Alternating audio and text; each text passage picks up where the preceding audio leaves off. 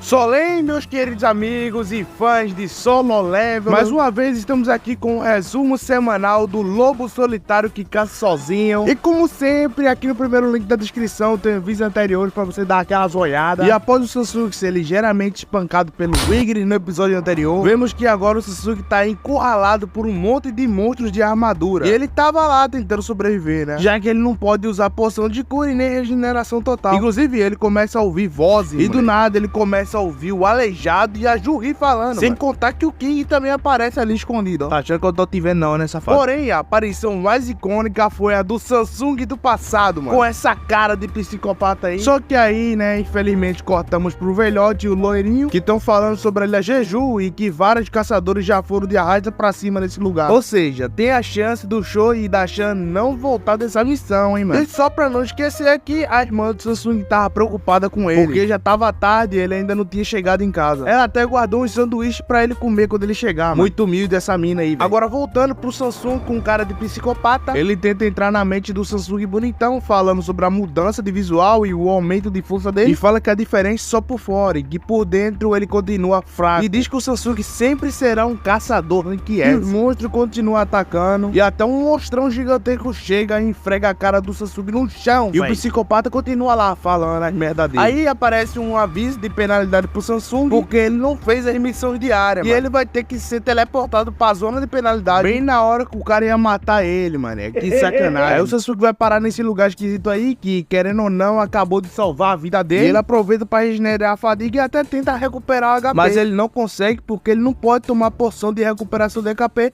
se ele tiver gravemente ferido. Então ele vai ter que ficar se recuperando de pouquinho em pouquinho. Mas aí aparece o monstro da punição que o Samsung vai ter que enfrentar. E o Samsung vai ter que sobreviver por um determinado tempo. Mas ele não quer nem saber e vai pra cima do monstro e acaba matando ele. Porém, ainda sobraram 10 minutos antes dele voltar pra onde ele tava. E claro que ele aproveita pra se equipar melhor. Ele compra um ADA que dá 25% de dano a mais em monstro do tipo armadura. E ele também quebra a pedra que ele ganhou depois de derrotar o Igris, ganhando assim o poder toque do dominador, que permite que o usuário consiga manipular objetos sem tocá-lo, igual o Ignis fazia com a espada dele lá. E o Sasuke testa no monstro que ele acabou de enfrentar, mas ele não consegue, porque o monstro tem o mesmo peso que o da Escala. Aí agora, com tudo preparado, o Sasuke volta pra lá, e é facada pra todo lado, até que o Sasuke desconfia do mago, porque ele não tava atacando, ou seja, ele tá invocando os monstros com a armadura, mano. E o Sasuke decide focar somente nos magos. Aí do nada ele mete a pose lendária e sai fatiando todo mundo e usando a sua habilidade lá e jogando coisa nos outros. Foi muito foda essa cena aqui, mano. Até que o mago do nada invoca um golem grandão, mané. Aí o Sasuke escala ele, taca o bagulho no cocão dele, e sai correndo pra atacar o mago. Mas o golem dá um pisão nele. Só que aí o Sasuke sai virado no caralho e mata o mago. Porém, o golem continua vivo. Mas claro que o Sasuke consegue derrotar ele ali rapidamente e termina a missão. E o sistema dá aquela boa analisada e aparece algumas mensagens escritas assim: aonde o jogador vai, o anjo da morte o segue. Qualquer caminho que o jogador seguir estará repleto de cadáveres e o fedor de sangue permanecerá. Além disso, o jogador ansia por grande poder e abrir o seu caminho sem depender dos outros. Sua sede de poder invoca os espíritos que vagam pelo Vale da Morte.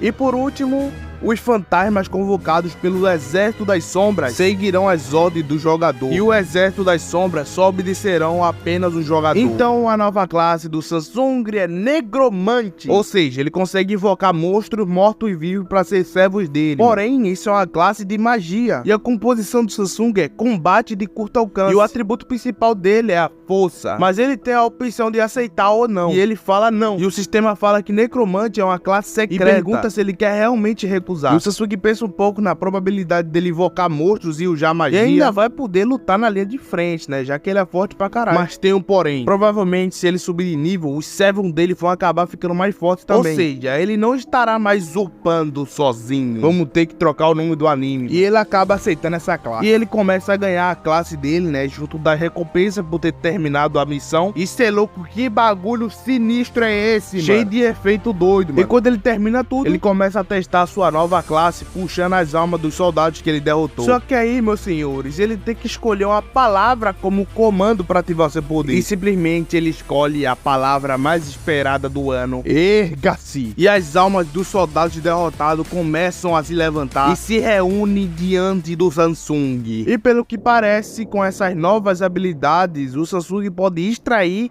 armazenar e invocar almas. E claro, criar soldado das sombras. Porém, a extração pode falhar, dependendo da força da alma e do tempo que o corpo morreu. E como o Sasuke também pode extrair a alma de monstros de ranquear o S, ele vai até o Iglis e fala, erga-se. Porém, ele falha e tenta de novo, mas falha de novo também. Então ele fala mais ou menos assim, ó. Cavaleiro Comandante Igris, você é um guerreiro. Seu objetivo de vida deve ser usar a sua espada para eliminar inimigos. Pretende mesmo deixá-la enferrujar nesse lugar podre e úmido? Se precisa de alguém a quem dedicar a sua espada, então sirva a mim. Em vez de defender o trono daqueles que já há muito tempo se foram, defenda o homem que está de pé na sua frente. Erga-se. E então, finalmente, o Sasuke tem a alma do Igris em suas mãos e o exército da sombra junto do Igris se ajoelham diante do Jinru e o episódio se encerra. Que final épico, moleque. E a segunda temporada já foi confirmada, então provavelmente eu vou fazer resumo quando lançar. Inclusive, na cena pós-crédito, vemos que o Sho e a Shan acham um bicho morto, né, no meio do mar. Então, provavelmente, na segunda temporada, vamos ver o desfecho da missão lá na Ilha Jeju, mano. Me parece muito interessante. Dito isso, até mais, macaco.